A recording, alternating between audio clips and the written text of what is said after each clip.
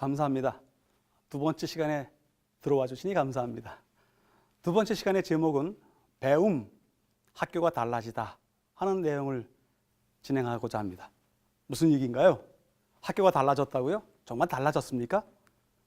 그것에 대한 질문을 하고 달라져야 한다와 더불어 달라졌다라고 하는 대답을 두 개 한꺼번에 하려고, 동시에 하려고 두 번째 시간 준비를 했습니다. 퀴즈를 하나 내죠. 사교육 정보의 정통에 다른 엄마들을 이끌고 다니는 엄마들을 무엇이라고 하죠? 네, 돼지맘이라고 합니다. 맞습니까? 맞습니다.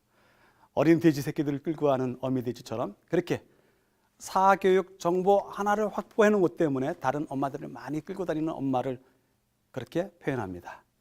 자녀의 주위를 빙빙 돌면서 사사건건 간섭하는 부모는, 엄마는 무엇이라고 합니까? 자녀의 주위를 빙빙 돈다? 헬리콥터 맘이라고 부릅니다. 재미나죠? 세 번째, 자녀의 성공에 장애물이 되는 것은 모두 없애주는 또 엄마들가 있습니다. 그런 엄마들은 뭐라고 합니까? 잔디깎기 맘이라고 부른다고 합니다. 재미난 표현입니다. 적절하기도 하고 또 재미나기도 합니다. 이것은 여러분들이 알고 있을 겁니다. 엄격하게 훈육하고 간섭하면서 혹독하게 교육하는 엄마들이 있습니다. 어떤 엄마일까요? 타이거맘이라고 합니다. 이 타이거맘은 너무 유명하기 때문에 타임지에 기사로, 전면 기사로 실렸던 적이 있습니다. 이렇게 유명한 엄마들이 있습니다. 아이들의 교육을 위해서라면 자신의 모든 것을 다 쏟아붓는 그런 엄마들이 실제로 있습니다. 그런데 엄마 하나가 더 생겼습니다. 내 아이한테는 내 아이가 이것을 알고 저것을 모르니까 저것 가르쳐 주세요. 내 아이는 이것을 집에서 해도 충분히 하지만 이건 집에서 못하니까 이거 가르쳐 주세요 하면서 이것저것 모르는 부분들을 가르쳐 달라고 주문하는 엄마들이 생겼다고 합니다. 그런 엄마들은 누구라고 부릅니까? 그런 엄마들을 응사세대의 엄마라고 부른다고 합니다. 응사세대 맘 이렇게 부릅니다. 이 응사세대의 맘들은 마음속에 한이 많이 있습니다.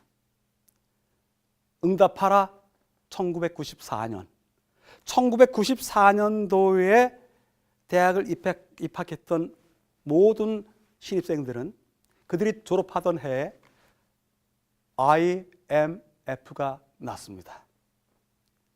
그래서 입사 시험에 아주 치열한 경쟁을 해야 됐습니다. 지금도 마찬가지입니다만은 그때서부터 입사 원서를 100개 준비하는 것은 기본이 되었다고 합니다. 스펙이 아주 중요한 입사의 하나의 자격 조건이 됐던 것입니다. 그래서 그 시절 대학의 신입생으로 입학을 했고 4년 내내 공부를 했지만 졸업할 즈음에 IMF라고 하는 된소리를 맞은 부모들이 너무 이 취업이 힘들다 보니까 내 아이에게 필요한 스펙은 내가 만들어준다 하는 입장에서 그 엄마들이 나섰기 때문에 응사세대 맘이라고 또한 그룹이 생겼다고 합니다. 그런데 아이의 성장을 위해서 이렇게 하는 것이 맞습니까? 그런 시대가, 우리 시대가 그런 시대입니까? 글쎄요. 지금 공부의 패러다임, 배움의 패러다임이 변하지 않았나요? 첫 번째 시간에 21세기는 패러다임 시프트를 통해서 바뀐 세상이라고 이야기 드렸었는데 지금도 공부 패러다임도 바뀌었다고 생각이 듭니다. 시대가 바뀌기 때문에 공부의 패러다임도 같이 바뀌었습니다. 그 바뀐 이야기를 좀 해보겠습니다. 부모님들이 살던 시대의 배움은 이러했습니다. 30분만 더 공부하면 내 남편이 직업이 바뀐다. 여학교에 있었던 그뿐이었습니다. 이것에 대해서 대항하기 위해서 남자 학교의 그뿐이 뭡니까? 공부하면 내 부인 얼굴이 바뀐다. 이런 그뿐이 있었습니다. 아주 우스운 그뿐이지만 문제는 뭐냐 하면 공부가 그 당시에 삶의 프레임을, 패러다임을 결정짓는 중요한 요소였기 때문에 공부만 하면 무엇이든지 바뀐다고 하는 그러한 생각을 갖고 있었던 시대였습니다. 그래서 20세기 여러분들이 다니던 중고등학교를 다니던 그 시대의 배움은 늘 그런 말을 듣고 살아왔습니다. 다른 생각하지 말고 공부만 하면 된다. 열심히 해라. 부모님이 그렇게 얘기했습니다. 선생님은 뭐라고 얘기했습니까? 3년만 공부하면 30년을 편하게 산다. 공부해라. 이렇게 이야기했습니다. 부모님, 선생님이 시키는 대로만 하면 된다고 그런 이야기를 수없이 들어오면서 20세기에는 공부를 했습니다. 그래서 20세기의 그 배움은 어떤 학자가 그렇게 표현을 했습니다. 하이웨이 시대의 공부다. 그렇게 썼습니다. 무슨 얘기입니까? 하이웨이는 차가 들어간 순서대로 쭉 빠져서 거의 같은 속도로 진행한다고 생각하면 들어간 순서대로 목적지에 도달하는 것이 하이웨이의 특성입니다. 결국 20세기의 배움은 몇 등으로 고속도로에 올라탔는지에 따라서 그의 인생이 그렇게 종착역에 가서도 1등, 2등, 3등, 4등 이렇게 줄 세워진다는 뜻입니다. 실제로 20세기에는 그래 했습니다. 그러나 21세기의 배움은 그렇지 않습니다. 여기 어린이 동화 신문에 나와 있는 제목 좀 보십시오. 알파고처럼 생각하고 이세돌처럼 도전하라. 와우. 21세기의 배움은 달라졌습니다. 생각하고 도전하고 그러한 시대가 21세기입니다.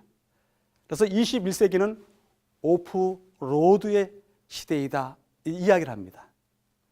20세기의 배움이 하이웨이 시대 사회의 배움이라고 하면 21세기 우리 아이들 세대의 배움은 오프로드 사회의 배움이다 그렇게 이야기합니다. 오프로드에 주어진 길이 있습니까? 오프로드 자동차들이 꼭 주어진 길로만 갈까요? 아니죠. 자기가 개척해 나가는 대로 자기의 인생이 열리고 자기의 앞길이 열리는 것이 오프로드 시대의 배움입니다. 그래서 이 시대에 우리 아이들은 자기만의 갖고 있는 고유한 어떤 역량이 있어야 됩니다. 생각하는 역량이 있어야 됩니다. 여러 가지를. 그래서 고유하고 다면적인 사고의 역량을 쌓으라고 권합니다. 그리고 어려서부터 빨리 그 아이의 이 품성과 또한 기질과 성격에 맞는 적합성을 선택하고 전문성을 집중하여 키워주라고 이야기를 합니다. 어려서부터입니다. 대학 때의 이야기가 아닙니다. 직장을 얻은 다음에 이야기가 아니라 지금은 오프로드 시대이기 때문에 먼저 준비하는 자가 그 길을 개척할 수가 있는 것입니다. 그래서 지금 아이들은 이 시대에 공부해야 되는 아이들은 어떤 사건이 어떤 문제가 자기 앞에 주어지면 그것을 이해하고 분석하고 해결할 수 있는 대안을 갖고 있는 그러한 능력까지 키워줘야 한다고 이야기를 합니다. 맞습니다. 배움의 패러다임이 바뀌었습니다. 사실입니까? 사실입니다. 21세기의 배움은 이렇게 변했습니다. 모든 지식과 관련되어 있는 자료들, 정보들이 공유되는 사회입니다. 무슨 얘기인지 아시겠습니까? 모든 교과서에 나와 있는 지식들이, 자료들이 인터넷 세상에 다 있다고요. 그것을 누구든지 공유할 수 있는 사회가 되었다고요. 그래서 21세기는 스승과 문화생의 관계가 붕괴된 그러한 사회라고 합니다. 지금 실제로 그렇습니다. 지금이 그렇습니다. 어느 대학, 어느 스승 밑에서 어떤 학생이었다가 지금 중요한 것이 아닙니다. 왜냐하면 이미 그 선생님이 가르치는 모든 자료들은, 정보들은 다 떠 있습니다. 위키피디아, 팩트몬스터, 코세라, 유다시티, 칸 아카데미 들어가 보십시오. 유치원 아이들서부터 초등학교, 중학교, 고등학교, 대학을 졸업한 이후에 전문인들조차도 그 사이트들에 대해 들어가서 공부할 수 있는 기회가 있을 뿐더러 거기에 이제까지 배워왔던 모든 지식보다도 더 싱싱하고 생생한 최근의 정보와 자료들이 가득 있는 것입니다. 제한이 없습니다. 그렇게 지식 정보들이, 자료들이 제공이 되는, 공유되는 사회이기 때문에 누군가가 나는 한 분야의 전문가가 되겠다라고 하는 생각으로 공부를 시작하면 전문 과정, 심화 과정 그 자체도 끊임없이 새롭게 갱신하면서 배울 수 있는 시대가 되었습니다. 인터넷에 보면 수많은 스터디 그룹이 있고 아카데미가 있고 강의들이 있고 세미나가 있고 심포지움이 있고 현장에서 중계되는 그러한 가르침들이, 배움들이 많이 있습니다. 여기에도 제한이 없습니다. 그래서 이 전문 심화 사회가 되었기 때문에 선생이 가르친다, 교과서가 있다 하는 가르침과 교과서의 시대도 이제는 종말을 맞고 있습니다. 스승과 문화생이 관계가 붕괴되기도 하고 가르침과 교과서 시대가 종말을 맞이하고 정말 새로운 세상이라고 볼 수 있습니다. 그리고 배움의 세 번째 특징이 무엇이냐면 이제는 배우되 창의를 위해서 배웁니다. 새롭게 해석해내고 새로운 것을 발견해내도록 그렇게 목표를 세우는 그러한 시대가 되었습니다. 그렇게 창의적인 목표를 세우고 그 결과를 이루어내도록 공부를 통해서 책상에 앉아서 그것을 이루는 사회가 아니고 놀이를 통해서 그 창의를 개발하는 사회가 되었습니다. 그래서 창의적인 사고방식에 대한 이야기가 수없이 우리 주변에 있습니다. 액션 러닝이라고 하는 움직이면서 행동하면서 책상에 앉아있는 공부가 아니라 움직임을 통한 공부에 대한 이야기가 많이 있습니다. 여기에 참여하라, 저기에 참여하라. 이벤트를 마련해 놓고 많은 학생들이 참여하길 기다리는 그러한 놀이 사회가 지금 사회입니다. 그러기에 단순 암기하고 기계적으로 필기하는 그러한 시대도 몰락하고 있습니다. 여러분들 21세기 우리 아들과 딸들이 지금 공부하는 이 시기는 그렇게 무너진 것이 많습니다. 스승문화생 관계 무너졌다고 했죠. 가르침과 교과서의 시대가 무너졌습니다. 단순 암기와 기계적 필기도 몰락했습니다. 여러분들 이렇게 모든 정보가 제공되고 누구든지 교육의 기회를 제공하는 이 현상 또한 이러한 방식을 갖다가 오픈 액세스라고 부릅니다. 오픈 액세스, 무엇이든지 열려있다, 누구든지 접근할 수 있다. 아까 잠깐 말씀드렸습니다만 코세라라고 하는 그러한 사이트가 있습니다. 포털이 있습니다. 이들은 자신들의 목적을 온라인 교육을 통해서 누구든지 자유롭게 공부할 수 있다 하면서 140여 개의 탑 대학들, 탑 교육기관들의 강의들을 다 모아놨습니다. 여러분들 들어갈 수 있습니다. 여러분들의 아들과 딸들도 들어갈 수 있습니다. 저도 들어갈 수 있습니다. 공부를 원하면 누구든지 들어갈 수 있습니다. 유다시티도 마찬가지입니다. 유다시티에는 공부가 수준이 나눠져 있습니다. 입문반, 연구반, 고급반 이런 식으로 자기가 어디서 어떻게 공부를 시작하든지 상관이 없이 어디에서든지 쉽게 접근할 수 있습니다. 칸 아카데미도 마찬가지입니다. 정말이지 많은 프로그램들이 준비되어 있습니다. 수학, 예술, 컴퓨터, 경제, 화학, 생물학, 의학, 재정, 경제, 역사, 여러분들이 알고 싶어하는 수많은 주제들에 대한 공부들이 이 안에 같이 들어가 있습니다.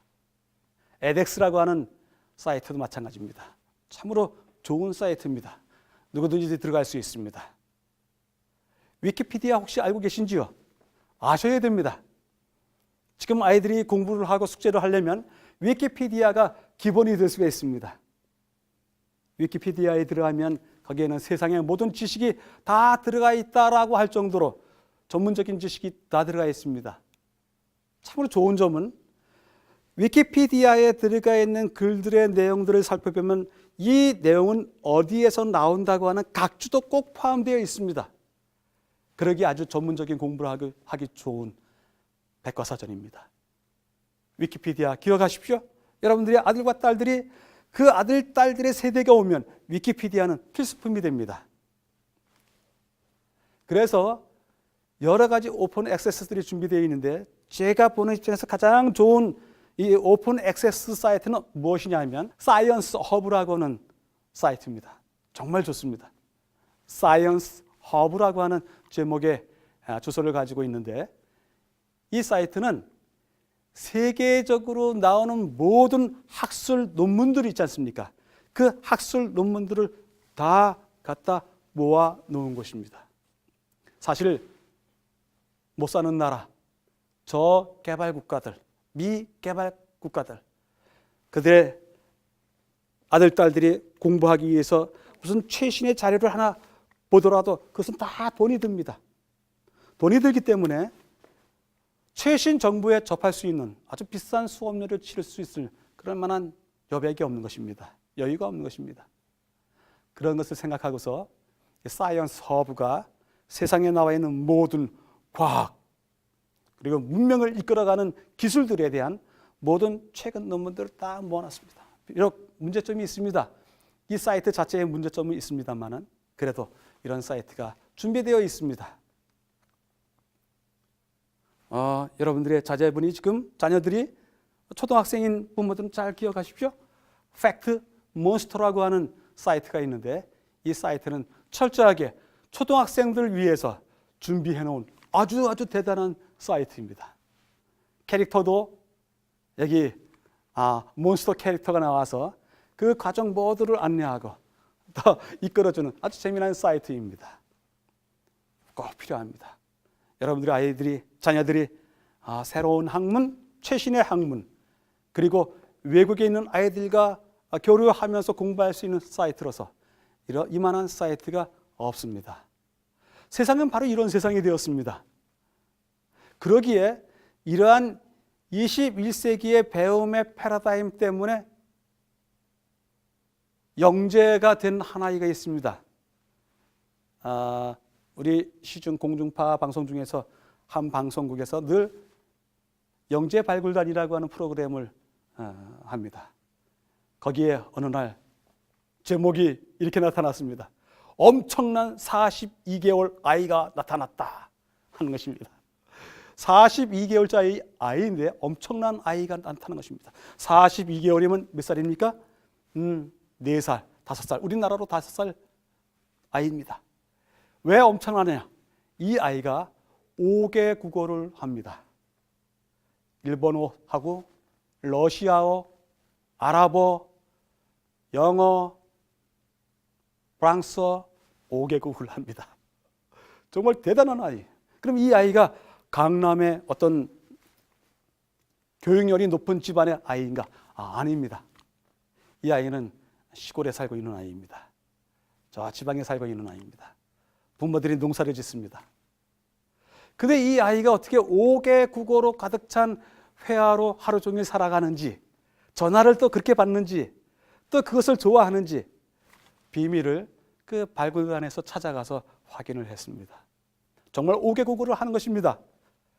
그런데 이 아이가 5개 국어를 할 수 있는 동기가 하나 있었습니다.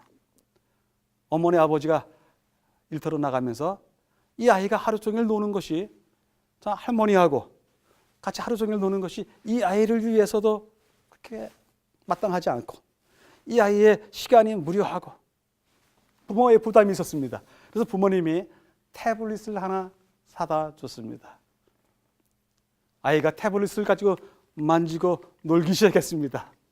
그런데 우연치 않게 이 아이는 정말이지 언어를 좋아했습니다. 그래서 태블릿을 열면 자기가 북마크 해둔 곳으로 이동해서 영어, 일어, 프랑스어, 아랍어, 러시아어 하나 찍어가면서 매일같이 들여다봤습니다. 신기하고 재미났습니다.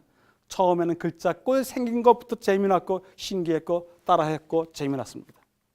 이제는 점점 수준이 높아졌습니다. 글자를 쓰고 읽고 그 단계를 넘어서 이제는 할머니하고 대화할 때 할머니는 알아듣지 못하지만 자기 혼자서 외국어를 합니다. 사바울 카이루 할머니 좋은 아침이에요. 사우훌. 저도 잘 못합니다. 사바훌 카이르. 좋은 아침 굿모닝입니다. 참 신기한 아이입니다. 이 아이가 바로 21세기의 배움의 패러다임이 바뀌면서 혜택을 받은 아이가 아닌가 생각이 듭니다. 5개 국어는 정말 능력이 있는, 정말 학문적으로도 5개 국어를 요구하는 그러한 학문이 별반 없습니다. 그런데도 불구하고 이 아이가 그렇게 하고 있습니다. 지식 공유 사회, 전문 심화 사회, 그리고 창의 놀의 사회의 혜택을 이 42개월짜리 우리 아이는 다 그 혜택으로 지금 전문가가 되어 있습니다. 여러분들이 이렇게 오픈 액세스 할 수 있는 그러한 공유 사회의 진면목을 보여주는 포털들이 많이 있습니다. 사이트들이 많이 있습니다. 실제로 저희 아이들은 자라나기를 고등학교 시절 대학 시험을 준비하면서 이런 선생들의 덕을 많이 봤습니다. 이범이라고 하는 메가스터디 과학 강사의 강의를 정말 싸게, 그리고 어느 때는 무료로 이 선생님의 강의를 듣고 또 듣고 반복해서 이 선생님이 아는 것만큼, 얘기해 준 만큼, 그것을 알 수 있을 만큼 그렇게 공부를 했습니다. 화학은 이 선생님 밑에서 무료 강의를 통해서 들었습니다. 수학은 더 유명한 선생님이 있습니다. 한석원 선생님이라고, 이분의 수업도 무료였습니다. 거의 이 선생님이 판서해가면서 쓰는 수학풀이 우리 아이들은 고스란히 다 똑같이 판서할 수 있을 정도까지 그렇게 보고 또 들었습니다. 혜택을 많이 받습니다. 쉬운 일은 아닙니다. 그럼에도 우리 땅에서도 지식 공유 사회의 혜택을 여러 사람들이 베풀어 줬습니다.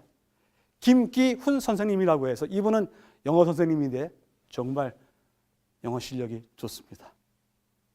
정말 제1입니다. 여기 메가스터디 대표이면서 사탄 과목의 1인자 누가 있습니까? 손주은 선생님이 계십니다. 우리 아이들은 이 4명이 열어놓은 지식 공유 사회, 함께 나누자 하는 그러한 그들의 목적에 아주 적합한 시기에 그들의 목적에 부응할 수 있는 그러한 공부를 했습니다. 강의는 몇 번씩 들어도 상관이 없습니다. 하루 중 어느 때 틀어도 상관이 없습니다. 보고 또 보고. 네, 공부가 돈이 없어서 못하는 시대는 아닙니다. 그러기에 세상의 패러다임이 바뀌었습니다. 최근에 이 메가스터디 대표이신 손준 이 회장님께서 인터뷰를 했습니다. 동아일보 2010년 11월 19일자에 인터뷰를 했는데, 손준 회장이 윤민창의 투자재단이라고 하는 재단을 만들었다고 합니다. 만든 이유가 개인적인 이유가 있습니다. 그러나 어쨌든 만들었습니다. 이 손준 대표는 90년대에 대한민국 1타 강사였기 때문에 90년대 월 수입이 5천만 원이었다고 합니다. 그래서 늘 강의 첫 시간에는 아이들한테 엉덩이로 공부하라, 공부가 너희를 구원해 줄 것이라, 그렇게 이야기를 해왔다고 합니다. 그런데 지금 보니까 그 아이들이 공부를 했고 졸업을 했는데 취업을 못해 부끄럽다고. 그래서 이 대표님이 무엇을요? 창의재단, 창의적인 아이디어만 있으면 투자금을 아낌없이 주는 그러한 재단을 설립해서 자기가 가르쳤던 아이들의 성장을 위해서 자기 재산을 내어놓는다고 이야기를 하는 것입니다. 이 회장이 하는 중요한 얘기가 있습니다. 한국의 사교육은 길어봐야 2020년까지다. 이제 무작정 사교육에 매달리는 건 옳지 않다. 자기만의 독특한 능력이 더 중요한 세상이 될 것이라고 합니다. 실제 그렇습니다. 4차 산업혁명의 시대, 혁명의 시대에 있는데 우리는 이 혁명의 시대에 여전히 공부를, 어떤 공부를 합니까? 사지선다형 공부를 합니다. 최근에 신문에 이런 불평이 실렸습니다.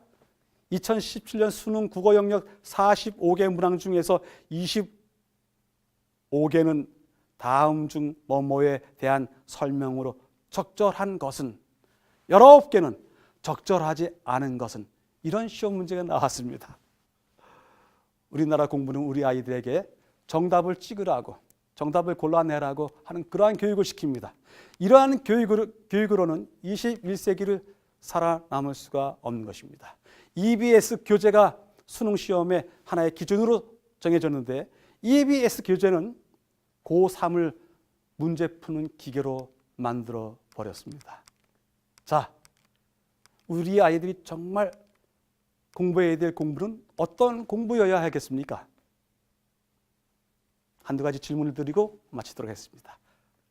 아이들의 교실은 가르치는 곳입니까? 배우는 곳입니까? 새롭게 공부에 대한 관점을 가지시라고 질문하는 겁니다. 교실이 가르치는 곳입니까? 배우는 곳입니까? 두 번째, 내 아이가 집에서 쓰는 책상, 그 책상은 넓고 시끄럽습니까? 아니면 좁고 조용합니까? 책상 사이즈를 이야기하는 것이 아니라 공부하는 방법을 이야기하는 것입니다. 마지막 질문 하나 더 드려보겠습니다. 내 아이의 배움은 자신의 적성과 미래를 상상하고서 공부를 하고 있습니까? 아니면 적성과 미래와 관계없는 공부를 하고 있습니까?